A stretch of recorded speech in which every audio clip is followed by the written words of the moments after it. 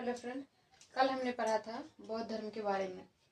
तो कल हमने उनका जन्म और उनका मतलब माता पिता का नाम, उनका जो बेसिक जानकारी है गौतम बुद्ध का, वो हमने जान लिया था। ठीक है, तो आज हम उसके आगे पढ़ेंगे। तो आइए देखते हैं कि उनका मृत्यु कब हुआ था। तो उनके मृत्यु, गौतम बुद्ध की मृत्यु जो है 80 वर्ष की अवस्था में 483 ईस्वी पूर्व कुशीनगर में देवरिया उत्तर प्रदेश में हुआ था। ठीक है, और इनका जो ये क्या कहते हैं गृह त्याग का कल हमने बताया था आपको। तो आज हम देखेंगे कि इसको मतलब सीरियल से पढ़ लेंगे, याद रहेगा। गृह त्याग को क्या कहा गया था? महाविनिष्क्रमण। ठीक है, और प्रथम उपदेश को क्या कहा गया था? धर्मचक्र प्रवर्तन। और मृत्यु को महापरिनिर्वाण कहा गया था। ठीक है, और इस बौद्ध धर्म में बौद्ध धर्म जो है अनिश्वरवाद है। ठीक है, इसमें ईश्वर की मान्यता नहीं है और इसमें आत्मा की परिकल्पना नहीं है, लेकिन पुनर्जन्म की मान्यता है। ठीक है, आत्मा होता है ऐसा ये लोग नहीं मानते हैं। बौद्ध धर्म आत्मा है ऐसा नहीं मानते हैं, लेकिन पुनर्जन्म जो है कि एक ही आदमी मतलब मर के फिर दोबारा जन्म लेता है, ऐसा इस पे मान्यता है। ठीक है, तो अब हम आगे देखते हैं कि इसे मानने वाले जो मतलब कौन कौन राजा थे इनके साथ। ठीक है, प्रमुख है बिंबिसार, प्रसेनजित, अजातशत्रु और उदयन। ये उन राजाओं के नाम हैं जो गौतम बुद्ध के अनुसरण करते थे और बौद्ध धर्म को प्राश्रय प्रदान किया था। ठीक है, आगे देखेंगे बौद्ध धर्म के त्रिपिटक।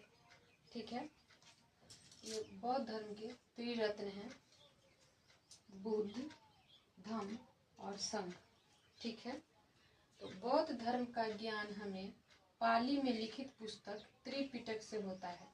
ठीक है, बौद्ध धर्म का त्रिरत्न है बुद्ध, धम्म, संघ। और इसके बाद बौद्ध धर्म का ज्ञान हमें पाली भाषा में लिखित पुस्तक त्रिपिटक, ये त्रिपिटक से हमें बौद्ध धर्म के बारे में जानकारी मिलती है। ये पाली भाषा में लिखा हुआ है। ठीक है, और ये त्रिपिटक क्या है? ये सूत पिटक, विनय पिटक और अभिधम्म पिटक। ठीक है, ये पुस्तक है। और ये सूत पिटक जो है इसमें बौद्ध धर्म के सिद्धांतों का उल्लेख मिलता है इसमें। ठीक है, और विनय पिटक है, इसमें बुद्ध धर्म के व्यवहार और आचरण, मतलब कैसे रहना चाहिए, क्या करना चाहिए, इसके बारे में हमें विनय पिटक में मिलता है। और अभिधम्म पिटक जो है, अभिधम्म पिटक में बौद्ध धर्म के सिद्धांतों की जो व्याख्या इसमें किया गया है, उसी को इसमें दार्शनिक व्याख्या मिलती है इस पुस्तक में, अभिधम्म पिटक में। ठीक है, और उसके बाद हम देखते हैं कि ये बुद्ध धर्म में जो प्रविष्ट होने का, जो बुद्ध धर्म हम ग्रहण कर सकते हैं, वो कितने उम्र में कर सकते हैं। तो बौद्ध धर्म के बारे में हम और विस्तार से जानते हैं।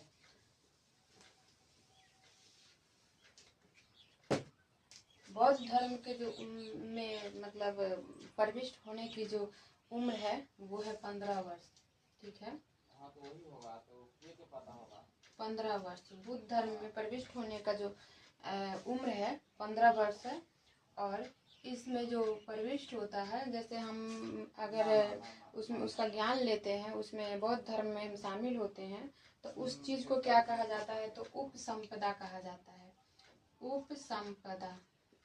ठीक है, उपसंपदा कहा जाता है इसे। ठीक है, और उसके बाद ये इसमें दो तरह के होते हैं। ये जो इसमें जो एक होते हैं उपासक और एक होते हैं भिक्षु। तो ये जो मतलब जब हम इसमें शामिल होते हैं तो एक होते हैं जो भिक्षुक होते हैं, जो संन्यास ग्रहण करते हैं। ठीक है, भिक्षुक ये जो होते हैं संन्यास ग्रहण कर लेते हैं और अपने घर पे नहीं रहते हैं, इसका प्रचार प्रसार घूम घूम कर करते हैं और अपना भरण पोषण भी मांग कर मतलब भ्रमण करते हुए करते हैं। और उपासक जो होते हैं, ये उपासक जो होते हैं, उपासक होते हैं कि गृहस्थ जीवन में रहकर, गृहस्थ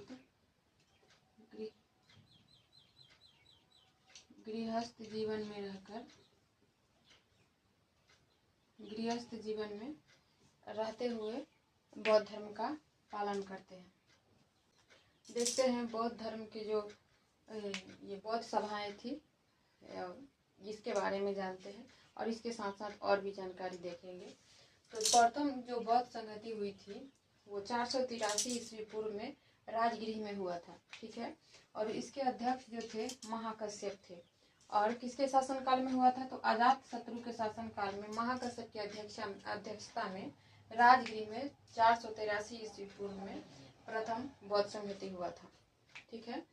और दूसरा बौद्ध संगति हुआ था 383 ईस्वी पूर्व वैशाली में सवाकामी की अध्यक्षता में और कालाशोक के शासनकाल में, ठीक है। उसके बाद तृतीय बौद्ध संगति 250 ईस्वी पूर्व पाटलिपुत्र में मोंगली पुत्तीस के अध्यक्षता में अशोक के शासनकाल में हुआ था ये, ठीक है। और इसके साथ अशोक के बारे में भी आगे पढ़ेंगे, इनके शासनकाल में ये कैसे इन्होंने, और दूसरे कलिंग युद्ध के बाद इन्होंने अपना कैसे अपना इनका धर्म परिवर्तन हुआ था, तो ये आगे देखेंगे। अभी हम इसमें देखते हैं चतुर्थ बौद्ध संगति प्रथम शताब्दी ईस्वी में हुआ था और ये कश्मीर में कुंडल वन में हुआ था। कश्मीर के कुंडल वन में वसुमित्र इसके अध्यक्ष थे और अश्वघोष इसके उपाध्यक्ष थे। कनिष्क के शासनकाल में हुआ था। उपनिषद से लिया था। विश्व दुखों से भरा है यह सिद्धांत बुद्ध ने उपनिषद से लिया है, ठीक है। और उसके बाद ये गुरु पूर्णिमा, क्या कहते हैं, वैशाख की जो पूर्णिमा है,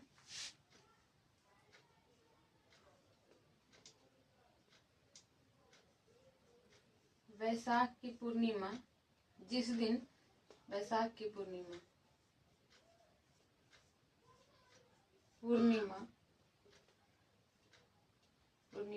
जिस दिन गौतम बुद्ध को ज्ञान प्राप्ति हुई थी, ठीक है, इसी दिन वैशाख की पूर्णिमा के दिन ही गौतम बुद्ध का जन्म भी हुआ था और इनकी मृत्यु भी वैशाख की पूर्णिमा के दिन ही हुआ था, ठीक है।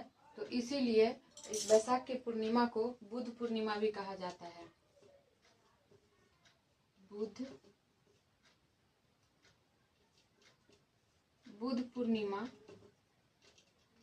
पूर्णिमा कहा जाता है, ठीक है। वैचारिक दुखों से मुक्ति के लिए अष्टांगिक मार्ग का मतलब इन्होंने उपदेश दिया था कि इन्हें जो संसार के दुखों से मुक्ति होना चाहता है वो 8 नियम पालन करे, ठीक है।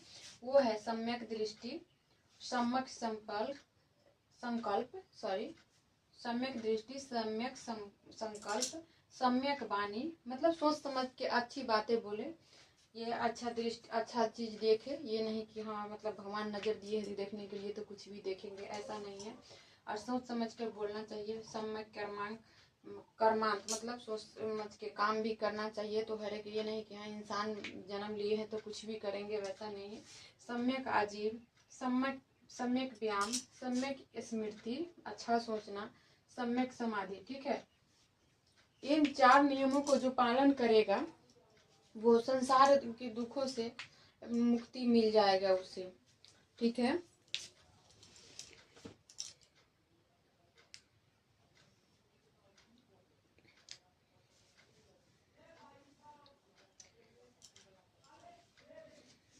और जो ये अष्टांगिक मार्गों की जो मतलब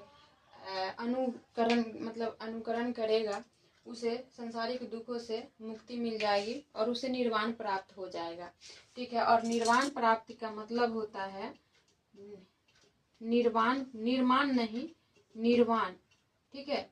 निर्वाण, ये गौतम बुद्ध के मतलब बौद्ध धर्म में निर्वाण का मतलब होता है दीपक का बुझ जाना, ठीक है। और ये 8 मार्ग दर्शन जो किए हैं गौतम बुद्ध ने, इसे मतलब इसका अपने में शामिल करने से निर्वाण प्राप्त होगा। और निर्वाण प्राप्त होने का मतलब है कि दीपक का बुझ जाना, ठीक है। और उसके बाद इन्होंने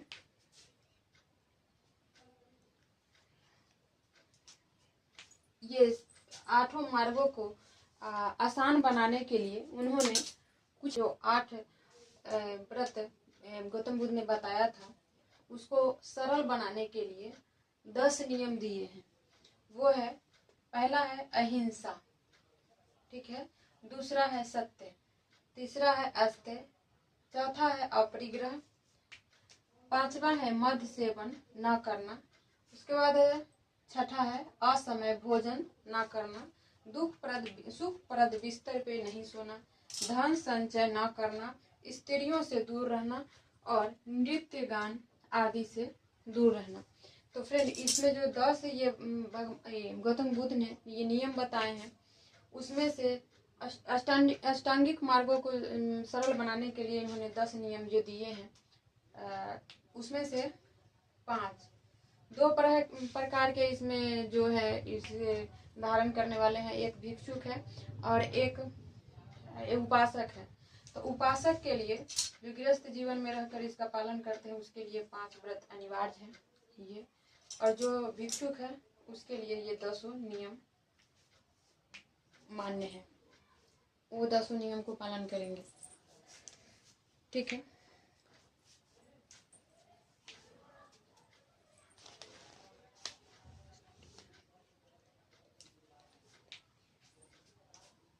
और ऐसा माना जाता है कि भारत में उपासना की जाने वाली प्रथम जो मूर्ति बनाई गई थी वो गौतम बुद्ध की ही थी, ठीक है। और फ्रेंड, ये इसमें जो भी आपको मतलब लगे कि मैं आपको सजेस्ट करना, मतलब आप मुझे सजेस्ट करें, ये आप कमेंट में लिखकर ज़रूर बताएं, ठीक है। और इसके बाद फिर इसमें कुछ भी जो छूटा होगा आगे हम और डिटेल में लेके आएंगे किसी दूसरे वीडियो में। तो अब जो चतुर्थ बौद्ध संगति हुई थी उसके बाद बौद्ध धर्म जो है 2 महायान में बैठ गया था। एक है हीनयान और दूसरा है महायान, ठीक है। और जो सर्वाधिक मूर्ति है गौतम बुद्ध की, सर्वाधिक मूर्ति है वो गंधार शैली में, ठीक है। गंधार, गौतम बुद्ध की जो सर्वाधिक मूर्ति बनाई गई है वो गंधार शैली में बनाई गई है, ठीक है, गंधार शैली के अंतर्गत। लेकिन गौतम बुद्ध की जो प्रथम मूर्ति है वो मथुरा शैली के अंतर्गत प्रथम मूर्ति। जो सबसे अधिक मूर्ति बनाया गया है गंधार शैली में बनाया गया है, लेकिन प्रथम मूर्ति जो इनका बनाया गया है वह मथुरा शैली में,